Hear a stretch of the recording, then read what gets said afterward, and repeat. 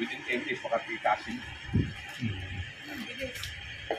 Hormones ang kailangan ng yung halaman. Kailangan finished product. Para yung tuloy-tuloy yung paglaki ng kalamansi, ano? Oo, kasi yung kasing yung nitrogen, pag pinroseso yan magiging nitrate. Pag naging nitrate magiging amino acid. Pag naging amino acid magiging hormone. Marami siyang iba-bypass. Ibig sabihin, maghihintay ka ng 10 araw, lulutuin yung pataba. Tapos maghihintay na naman ng 10 araw bago makain yung totally na ito na yung finished product.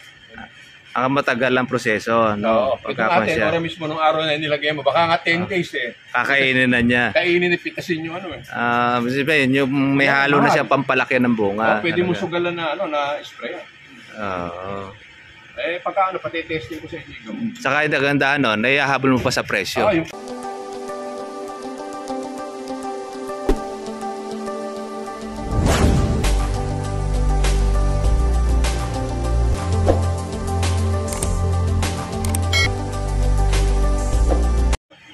Within 10 days, makapikasin. Hormones ang kailangan ng yung halaman. Kailangan finished product. Para yung tuloy-tuloy yung paglaki ng kalamansi, ano? Oo, kasi yung kasing yung nitrogen, pag pinroseso yan magiging nitrate. Pag naging nitrate magiging amino acid. Pag naging amino acid magiging hormone. Marami siyang iba-bypass. Ibig sabihin, maghihintay ka ng 10 araw, lulutuin yung pataba. Tapos maghihintay na naman ng 10 araw bago makain yung totally na ito na yung finished product. Ang matagal ang proseso, no? Ito natin, ora mismo nung araw na nilagay mo, baka nga 10 days Kakainin na niya. Kainin at pitasin yung yung may halo na siya pampalaki ng bunga. Pwede mo sugalan na na spray. Pagka pati-testing ko sa inyo. Saka yung ganda naihahabol mo pa sa presyo. Yung presyo kasi hinahabol, mukha nga niya kamahal. Para pwede pa siya palakihin. Ang totoo niya ng kalamansi o anumang halaman, minimum every 10 days spray. Sana. Ng foliar. Ng foliar. Yung sustansya niya, dire-diretso, hindi po pwedeng magkaroon ng sak. Tanong, baka nga minsan sa isang buwan, hindi na po foliar. Paano lalaki? Kaya yung kalamansi, delay. Kailangan doon, bukod doon sa sinasabog mo sa ilalim, meron ka rin pang ibabaw. Oo, ngayon, ito mabigat. Ang factor nun sa ibaba. Kasi pag ibaba yung nilagay mo, 60% lang yung pwedeng kuhanin ng halaman. Naka-release yung 40. Pag nirekta mo sa dahon, ang papasok sa halaman yung 100%. Saan mo ba gusto? Doon sa 60 o sa 100%? Kaya malaki tulong nun. Kaya yung iba yung pag-spray. Pero yung ibang mga magagaling, ayaw nila i-introduce yung bakit. Pag kasi nag-foliar kayo ng every 10 days, hindi nyo na kailangan ng lab. Kasi ito ng sustansya, hindi kakagat. Kaya lang siya kumakagat. Alam ng insekto na wala siyang kinakain sustansya. Ganun kasi sa tao man ba kaya nagtatrabaho ka o hindi, kumain ka, pag-ulang ka nga ng tuyo araw-araw, hindi na ka. Yun din yung factor ng halaman. Kumbaga sa tao, pag hina na kasi ng immune system, sakitin na. Dadapuan ka na ng sakit. Pagka naulan ka, may sipong ka. Kaya madali na siyang dapuan. Ganon din yung sa halaman. Pagka walang foliar, madali na ng insektohin. Walang pa. Kung titignan nga natin, bakit yung tao kumakain ng 3 beses? May merienda pa kahit ako. Tapos yung halaman, bisa sa isang buwan nilalagyan ng pataba, pataas pa. Gusto mo lumaki, hindi lalaki kasi minsan sa isang. Yun lang sa kumakain. Di lalo na kung total hindi mo lalagyan. Oo. Pagka naman namahal, bibili kayo, mangungutang, lalagyan ng marami. Ano naman? Sobra, no? May impacho. Pinakain na pinakabagas na paaboy po na ibebenta. Opo, binigla siya. Actually, halos yan ang practice ng marami nagkakalamansi. Titigangin siya, at tapos sasaksakan na maraming abono, tsaka ngayon tutubigan. Po-produce nga na maraming mga bulaklak. Kaya lang, ang nagiging problema pala doon, magkakalaglag naman siya kung walang supply uli ng panibagong pagkain. Tsaka ang mahirap doon, yung mga bunga niya, pag sobrang dami, hindi na lumalaki. Oo, nagiging bulitog na kasi siksika na sila eh. Merong isang dalawang nutrient. Nung kasing araw na ang kinonsentrate ko nagtuturo sa akin sa mangga. Di ba yung mangga, dahil nalalaglag. Oo. Sustansya pa lang number 1 na kailangan ng halaman kung ba't nalalaglag. Na every 10 days ma-sprayan siya. Kasi hindi yun naman pwedeng gugulpin mo, hindi mo na ilalagay. Meron kaming liquid foliar kung tawagin. Calcium, boron, zinc. Tatlo na yun. Pero yung tatlo na yun, magiging magiging hormones din yun. Magkukonvert pa rin siya. Pag in-sprayan mo yun, titiba yung patik ng halaman. Kaya nalalaglag. Siyempre, magluluko ba yung halaman niya, bibit-biting kote, wala naman ako kinakain, wala naman sustansya. Kaya yung paglaglag, dire-dire. Oo. Ano lang yung kayang masupply. Yun lang. Patababang ba niya, yung halaman niya, yung ulam yung palito yun. Walang lakas. Lakas yung para bitbitin. Wala sustansya. Kaya pag may kumagat na insekto, magpapakagat na lang siya. Dahil di na makalaban. Hindi siya pwede lumaban, ay alas sustansya. Hindi kagaya pagka puno siya ng sustansya, Parang pag may mapapaitan na. May naaamoy kasi yung yung insekto. Malakas ka ito. Ginamit yung nitrate, urea, sulfate. Meron kasi meron nililis kasi pagka ina-absorb ng halaman ang alan mo. Yung mating na to, gaano ba kalayo yung 1 kilometer away? Pag nandito yung kalamansi mo, tapos yung nasa 1 kilometer yung tower may sa mangga. Pupunta mo. Naamoy nila yun. Palibot yun, paikot. Tapos ang sabi ko dun sa mga kakilala ko, ang masama ka ako makauwi yun. Nagpag-uwi ka. Pag-uwi ka ako noon, pag-iimbita kayo. Kasi ginabi nung uwi at masarap kumagat. Yung mga kasama niyo walang napuntahan. Pagbalik ko, sasama ka ako yung mga kamag-anakan.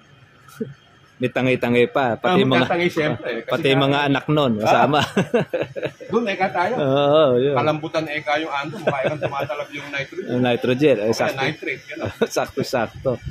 Kaya bisa magtataka ka, marami na mga insektong nandun. Pag hindi mo yun spray, ubos ang bunga. Sira na. Doon mo na bibirahin nga doon na nga kailangan yung lasa. Kasi yung mga pataba natin ginagamit ng mga synthetic, pantawag insekto yun. Yan lang yung yung ginawa ko.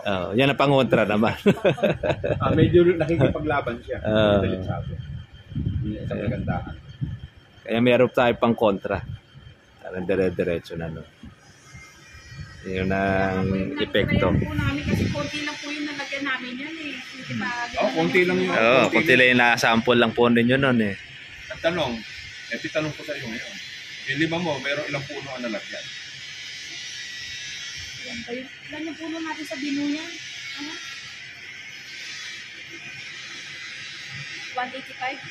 185 yun? 185 na puno. Tapos, kalahati ng mga 200 plus yun siguro? Nalagyan. Na puno. Isang lagay lang yun o dalawang lagay ko? Isang lagay lang po. Isang lagay. Maganda. Naghalo nga po kami ng sulfate. Dalawa namin kaya madagal po siya mga puno ka na.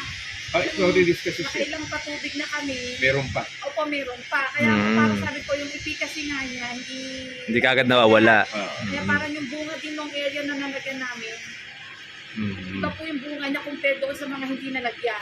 Ano po? Adjust yung bunga. Iba po. Kaya yun napansin din ng Mr. Kuya kasi every na-obserbahan din namin pag yung sa pabunga gano'n. Doon na nagkaroon ng yung nilagyan namin ng organic. Fertilizer, ito yung medyo maganda. May kasi kargado kasi ng micronutrient ito. Para bang yung sayara. Para ko siya malalaki. May kasi ito, meron siyang nitrogen fixing bacteria. Kaya lang gumagawa pa siya, naguhuli siya. Yung puno niya, ang laki, bilis. Mabilis lumaki. Yung puno. Pati puno umadya. Kumbaga, ngayon lang siya nakatikim na talagang abono. Talaga, parang bigla siyang gumulas. Kaya pala masito namin, kakatuyos lang ng April. Bata pa siya. Kumbaga sa kawan parang nag-mutant yata yung kon. Kalamansi. Dati po kasi nag-inject po kami ng papaya. So parang napag-iwanan siya dahil nasilong Ayun. Yung iba naman po, nasingitan namin ng mga sili. Sili naman. Sili naman po na Taiwan. So, Aha. yun po yung mga biglang lumaki. Tapos nung napag-iwanan po yung papaya. So, nung tinanggal namin yung papaya, parang yun pa lang siya nag-umpisang lumaki. Oh, lumaki. Kasi nga yung sunlight kasi kailangan ng halaman. Kaya naganda ang niya, epekto. Kailan andun existing lahat yung kailangan niya dahil kung hindi nga siya gaganda. May pataba nga, wala naman sunlight.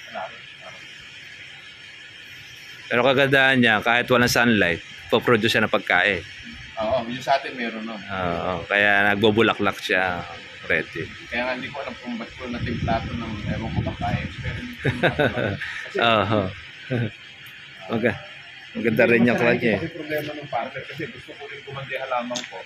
Kaya gumagawa ako ng nangungulit ako ng mga nutrients na ito kailangan ng halaman pag samasamahin. Kasi mahirap pag-isip.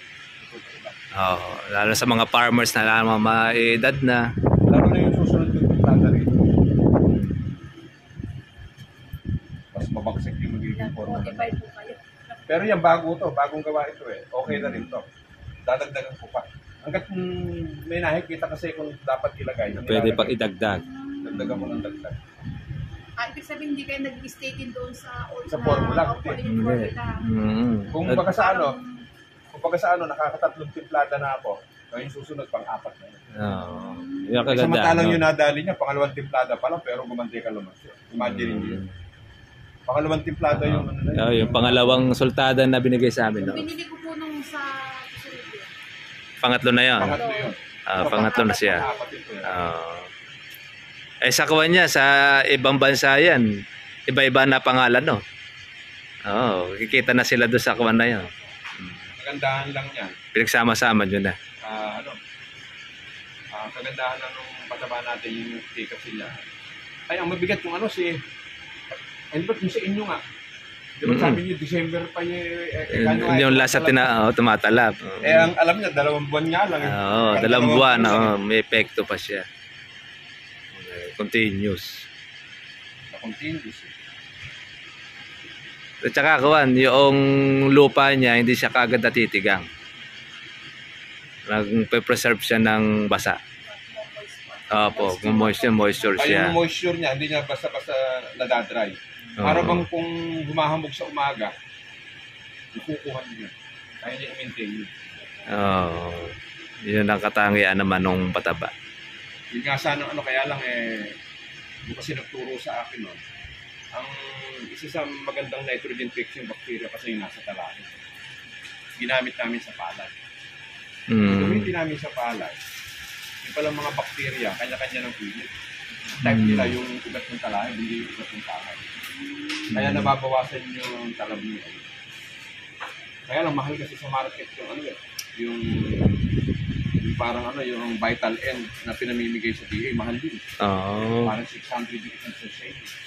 Oo. Mahal yun. May 700 nga yun pagka sa market eh. Pagka yun yung mailalagay doon sa sa pataba ko at minultip na yun, mas lalakas pa yung pataba. Kaya nga lang yung cost ng kasi 700. Oo. Medyo maliit nga lang yun sa sachet na yun. 200 grams lang yun. Kung ilang timplahan lang ng bomba yun. Parang potassium unit. Oo. Ganun lang yung kwan niya.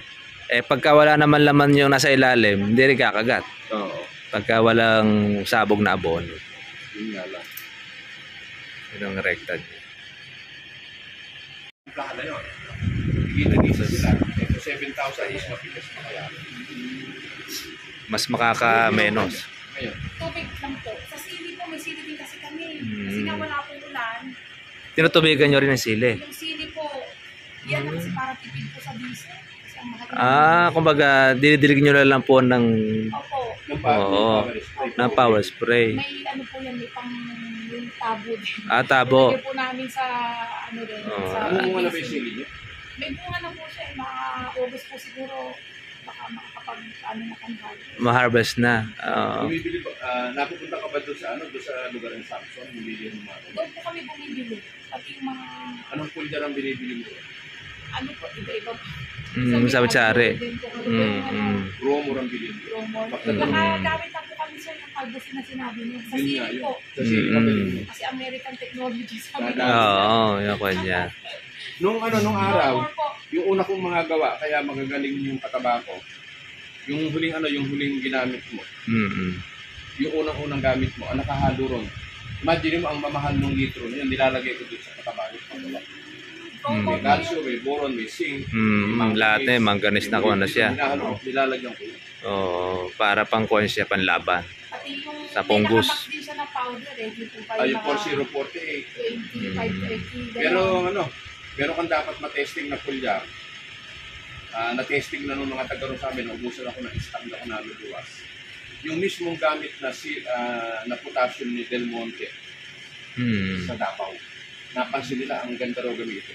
Maganda ang kuha niya. Meron sa market ko na nabibili. Ano po pangalan niya? Sa Calvo Sinkense, kuha niyan yung Punggos. Isa rin sa nakokontrol. Oo. Kasi nung nung di ba pag ganito maulan na, Marami naglalabasan na yon. Sa akin, finish yung balat ng kalamansi. Doon sa Calpus. Isa rin sa magandang kuha din yan. Pwede ko nga sana ilagay lahat doon sa pataba. Ang problema nga yung cost ng materialis na Ay, sabagay, yun lang maganda na po yan Okay na siya yan baka naman kung masyado nating ganda. Oo, baka lalo naman magkakaproblema. Baka naman Kasi yung paggawa, hindi ko masusuplayan na yun. Oo, saka marami nang kuha na siya. Okay.